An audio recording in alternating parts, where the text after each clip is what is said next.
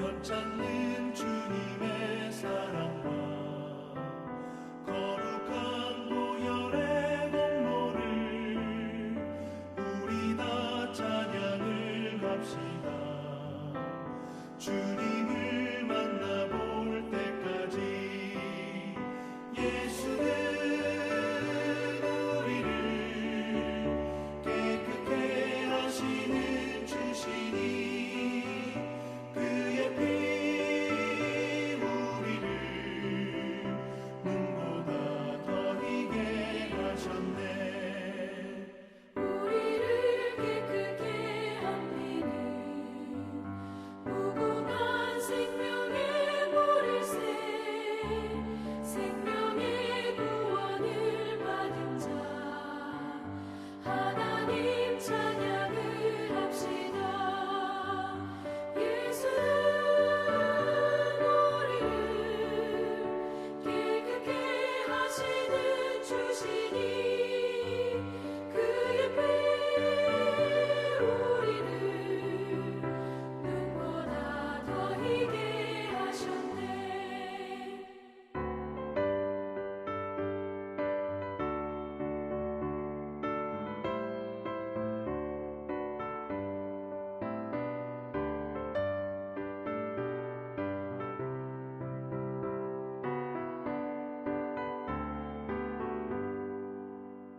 주님의 거룩한 보혈을 날마다 입으로 간증해 담대히 싸우며 나가세. 천국에 들어갈 때까지 예수는 우리를 깨끗게 하시는 주시니 그의 피 우리를 눈보다 더 희게 하셨네. 십자가 단단히 붙잡고 날마다 이기며 나가세. 머리에 면류관 쓰고서 주 앞에 찬양할 때까지 예수는 우리를 깨끗게 하시는 주시니 그의 피 우리를 눈보다 더 희게 하셨네. 하나님께서 오늘 우리에게 주는 말씀은 고린도후서 9장 5절에서 8절까지의 말씀입니다. 고린도후서 9장 5절에서 8절까지의 말씀을 제가 봉독하겠습니다. 그러므로 내가 이 형제들로 먼저 너희에게 가서 너희가 전에 약속한 연보를 미리 준비하게 하도록 권면하는 것이 필요한 줄 생각하였노니 이렇게 준비하여야 참 연보답고 억지가 아니니라. 이것이 곧 적게 심는 자는 적게 거두고 많이 심는 자는 많이 거둔다 하는 말이로다. 각각 그 마음에 정한 대로 할 것이요 인색함으로나 억지로 하지 말지니 하나님은 즐겨내는 자를 사랑하시느니라. 하나님이 능히 모든 은혜를 너희에게 넘치게 하시나니 이는 너희로 모든 일에 항상 모든 것이 넉넉하여 모든 착한 일을 넘치게 하려 하심이라. 이는 살아계신 하나님의 말씀입니다. 오늘 본문인 고린도후서 9장은 그리스도인들이 어떤 마음으로 헌금을 해야 하는가, 또 어떤 목적으로 헌금을 해야 하고 어떤 기준으로 헌금을 해야 하는지에 대해서 사도 바울이 구체적인 사례로 설명을 하고 있는 본문입니다. 오늘 본문인 고린도후서 9장 1절을 보면 이렇게 기록되어 있습니다. 성도를 섬기는 일에 대하여 내가 너희에게 쓸 필요가 없나니.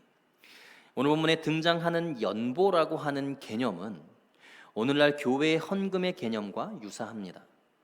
바울은 당시의 헌금이라고 볼 수 있는 연보에 대해서 무엇이라고 정의하고 있냐면 성도를 섬기는 일이라고 1절에 표현을 하고 있습니다.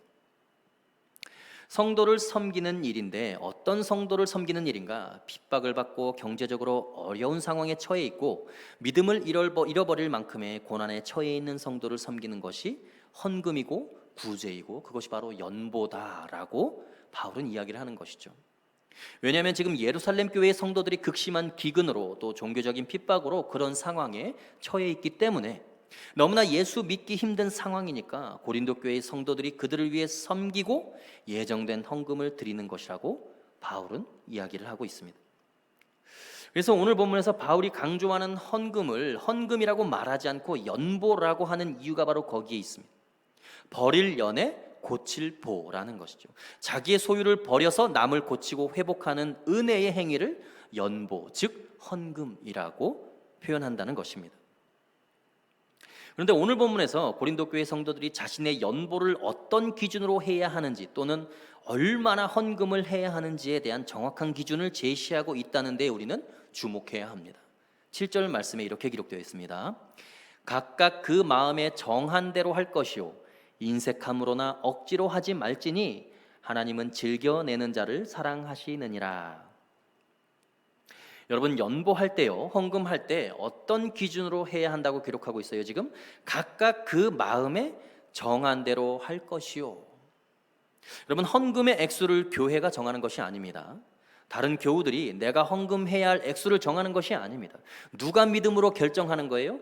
각각 그 마음에 정한 대로 할 것이니라. 자신이 하나님 앞에서 믿음으로 결단한 만큼만 하면 되는 것입니다. 그것이 믿는 사람들의 헌금을 하는, 연보를 하는 기준이라고 오늘 바울은 명확하게 그 기준을 제시하고 있습니다.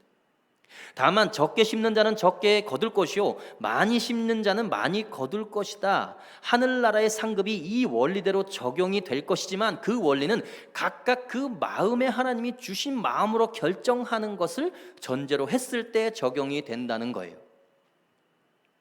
무턱대고 헌금 적게 한 사람은 축복 적게 받을 것이고 많이 한 사람은 그만큼 많이 받을 것이다 라고 말하는 것이 아닙니다. 제가 존경하는 한 목사님이 계십니다. 제가 신학교를 다닐 때 교수님이기도 하셨고 그분이 저희를 가르치기도 하셨습니다. 그분은 신학교 때부터 굉장히 탁월하게 설교를 잘하셨기 때문에 젊은 나이에 자신의 모교회의 담임 목사로 부임을 하셨어요. 담임 목사는 여러분 위임 목사 제도와 다르게 3년마다 재신임을 해야 계속 담임 목사로 심호할 수 있는 절차를 밟아야 하는 것입니다. 그런데 그분이 담임이 되시고 첫 항존직 선거를 하게 되었어요. 성도들에게 인정받고 열심히 섬기는 성도들이 교회 리더로 선출이 되었습니다. 그리고 그분들이 임직을 받기 전에 자신이 받게 될 직분에 따라 교회가 정해놓은 헌금 액수가 있는데 그 담임 목사님이 부임하자마자 그 액수와 그 전통을 없애버리셨다는 거예요. 이유는 이렇습니다. 임직 받으시는 분들은 앞으로 남은 한평생 교회를 위해 섬기고 헌신해야 할 일꾼들인데 교회가 그들에게 잘 섬길 수 있도록 기도해주고 후원하고 배려해야지 직분을 주면서 교회에서 정해준 액수만큼 헌금하라고 하는 것은 마땅하지 않다는 이유였습니다. 그래서 그 제도를 없앴다는 거예요. 그 목사님 결국은 교회로부터 쫓겨나서 개척하셨어요. 그런데 개척한 지 3년 만에 지금은 개척한 그 교회가 엄청나게 부흥을 하고 있습니다. 그 목사님이 수업 시간에 하셨던 말씀이 아직도 기억에 생생합니다. 성경대로 목회하고 하나님 말씀대로 설교하려면 언제든지 목사 가운 벗을 준비가 되어 있어야 한다고. 저는 아직 벗을 가운이 없어서 그런지 잘 모르겠습니다. 그러나 오늘 본문인 7절에서 바울이 성도들이 헌금할 때 반드시 지켜야 할 아주 중요한 원칙과 기준을 성경에서 제시하고 있어요. 각각 그 마음에 정한 대로 할 것이요 인색함으로나 억지로 하지 말지니 하나님은 즐겨내는 자를 사랑하시느니라. 각각 그 마음에 정한 대로 하지 않으면 내가 헌금을 하는 나 자신을 평가할 때나 아니면 다른 사람이 나를 평가할 때나 인색한 사람으로 평가하고 평가받게 되어 있어요. 각각 그 마음에 정한 대로 하지 않으면 등 떠밀려서 하게 되거나 자신의 의지와 상관없이 교회에서 정한 액수 채우기 위해서 헌금하게 되면 남의 시선 의식해서 헌금하게 되면 둘 중 하나의 상태에 얽매이게 되어 있습니다. 하나님 앞에서 인색한 사람이 되거나 억지로 하는 사람이 되거나 결국은 헌금 때문에 실족하고 신앙 무너지는 분들 저는 많이 봤습니다. 즐겨내는 자를 사랑하신다는 바울의 이 말은 헌금을 즐기는 마음으로 자주자주 내고 많은 액수를 헌금하는 자를 하나님이 사랑하신다는 말이 아니에요. 내가 하나님께 드리는 헌금에 후회가 없어야 한다는 것입니다. 각각 그 마음에 정한 대로 해야 내가 드리는 헌금이 즐거울 수 있고 기쁠 수 있다는 거예요. 여러분, 바울이요, 한평생 복음 전하고 교회를 세우면서 본인이 천막장사하면서 벌어서 생계를 유지한 때도 있었지만 대부분 누구의 후원으로 살았고 누구의 후원으로 사역을 했습니까? 믿음의 동역자들, 교회의 성도들이 바울을 후원하고 헌금하지 않았다면 바울은 그렇게 엄청난 사역들을 해내지 못했을 뿐더러 자신의 먹고 사는 문제 때문에 늘 고민하고 시달려야 했을 것입니다. 그러니까 바울 입장에서는 고린도 교회 성도들에게, 그리고 마게도냐 교회의 성도들에게 헌금을 많이 해야 복 받는다, 이 정도는 헌금해야 하나님이 기뻐하신다, 얼마든지 말할 수 있는 입장이었고, 자기가 개척한 교회에 그렇게 말해야 자기가 먹고 사는데 지장이 없었을 거예요. 그런데 바울은 성도들에게 그렇게 헌금을 강요하지 않았어요. 너희가 헌금할 때 총 액수가 얼마 이상 나와야 된다 이야기하지 않았어요. 왜요? 그건 하나님과 헌금하는 성도 간에 결정해야 하는 문제입니다. 헌금하는 본인이 하나님께 기도하고 주시는 마음대로 각각 그 마음에 정한 대로 결정해야 할 부분이니까. 각각 그 마음에 결정한 대로 헌금하면 10원을 헌금해도 자기 자신과 하나님 앞에서 인색하지 않을 수 있습니다. 각각 그 마음에 정한 대로 헌금을 하지 않으면 100억을 해도 자유할 수가 없어요. 왜요? 하나님 앞에 기쁜 마음으로, 즐거운 마음으로, 후회 없는 마음으로 헌신한 것이 아니기 때문에.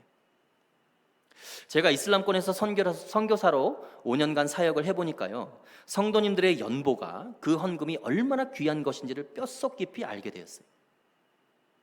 성도님들이 보내주시는 후원금으로 600불의 월세를 매월 내야 하는데, 집세를 내야 하는 날짜에 제대로 입금이 되지 않으면 늘 현지인 집주인에게 조금만 기다려달라고 빌어야 되는 거예요. 그리고 아제르바이잔 시티은행 앞에서 발만 동동 구르면서 성도님들의 헌금이 입금되기만을 기다려야 하는 상황이 매월 있었어요. 그래야 이번 한 달을 또 복음 전하면서 살 수 있으니까, 사역하면서 살 수 있으니까. 그렇지 않으면 처자식 데리고 당장 길바닥으로 짐 싸서 나가야 되니까. 그리고 정말 먹을 것이 없어서, 쌀이 없어서, 아이들에게 먹일 것이 없어서 여기저기 다른 한국인 선교사님들에게 먹을 것을 얻으러 다녀보니까 깨닫게 되더라고요. 성도님들의 헌금이 얼마나 소중한지, 성도들의 헌금은 그냥 헌금이 아니고 하나님의 은혜이고 하나님의 도우심이라는 것을 철저하게 깨닫고 나니까요, 지금까지 교역자로 사역하는 동안에 궁핍에 처했던 그때의 경험이 너무나 큰 목회적 자산이 되고 있다는 것을 깨닫는 것이죠. 바울에게 비하면 물론 아무것도 아니지만 그런 고난의 경험들이 목회적으로 큰 도움이 된다는 거예요. 오늘 본문의 바울도 궁핍에 처하는 일체의 비결을 깨달았기 때문에 고린도 교회와 마게도니아 성도들에게 인간적인 마음으로 헌금을 강요하지 않았던 거예요. 왜요? 성도들의 헌금은 하나님의 도우심이라는 손길이라는 것을 바울은 철저하게 깨닫고 있기 때문이죠. 성도들의 연보가, 성도들의 헌금이 하나님의 도우심의 은혜라고 깨닫지 못하고 느끼지 못하니까 헌금 강요하는 거예요. 그러니까 이 시대의 기독교인들이 교회를 떠나는 이유 중에 가장 큰 이유가 목회자의 타락이고, 두 번째가 헌금 강요라는 거예요. 성도들의 헌금이 정말 하나님의 은혜라고 생각한다면 하나님께 은혜를 이만큼 달라 저만큼 달라 여러분 요구할 수 있습니까? 절대로 못하죠. 그냥 감사할 따름입니다. 모든 것이 은혜이고요. 이 시대의 한국 교회들은 성도들이 각각 그 마음에 정한 대로 하나님께서 주신 마음대로 자유롭게 헌금을 즐겨낼 수 있는 기독교 문화를 정착시켜야 합니다. 적게 심는 자는 적게 거둘 것이고 많이 심는 자는 많이 거둘 것이라는 바울의 말은 각각 그 마음에 정한 대로 자유롭게 헌금을 드릴 때를 전제로 하는 이야기예요. 이것이 전제가 되지 않는다면 인류 역사상 가장 적은 열매를 거두신 분이 바로 예수님이에요. 왜요? 예수님이 가장 적게 심었으니까. 예수님은 성전세 낼 돈이 없어서 겨우겨우 물고기 뱃속에서 동전 하나 꺼내서 그 동전의 절반만 헌금했던 분이에요. 가장 적게 심으신 분이시죠. 근데 예수님은 하나님 앞에서 자신의 마음에 정한 대로 가장 귀한 자신의 생명을 십자가에서 연보하셨어요. 버릴 연에 고칠 보, 완벽하게 자기를 버려서 완벽하게 우리를 고치셨어요.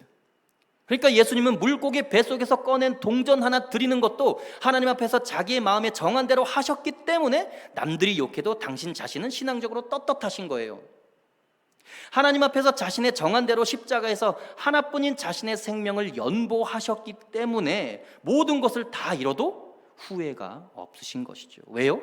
하나님 앞에서 믿음으로 결단했기 때문에. 여러분, 이게 헌금하는 기준이에요. 여러분 앞으로 여러분들의 신앙생활 하시는 동안 하나님 앞에서 여러분들이 각각 그 마음에 정한 대로 믿음으로 결단한 대로 하나님께 기쁜 마음으로 드리시고 또 결단한 만큼 헌신하시고 늘 자유하시고 승리하게 되시기를 주의 이름으로 소원합니다. 마지막으로 오늘 본문인 7절과 8절을 읽고 말씀을 마치겠습니다. 각각 그 마음에 정한 대로 할 것이요 인색함으로나 억지로 하지 말지니 하나님은 즐겨내는 자를 사랑하시느니라. 하나님이 능히 모든 은혜를 너희에게 넘치게 하시나니 이는 너희로 모든 일에 항상 모든 것이 넉넉하여 모든 착한 일을 넘치게 하게 하려 하심이라. 아멘. 기도하겠습니다. 살아계신 하나님 아버지, 하나님께 예물을 드릴 때 하나님 불편한 마음으로 하는 것이 아니라 남의 눈치를 보면서 하는 것이 아니라 하나님과 나와의 기도 가운데 교제 가운데 내가 그 마음에 정한 대로 할 수 있도록 하나님 나에게 자유함을 허락하여 주옵소서. 그리고 내가 헌신하는 만큼 하나님 능력으로 나에게 갚아주시며 내가 헌신하는 것보다 하나님이 100배로 1000배로 우리의 삶을 풍요롭게 하신다는 그 믿음을 잃지 않도록 하나님 우리의 삶 가운데 늘 축복하시고 은혜로 우리의 삶을 이끌어 주옵소서. 감사하며 살아계신 예수 그리스도 이름으로 기도하옵나이다. 아멘.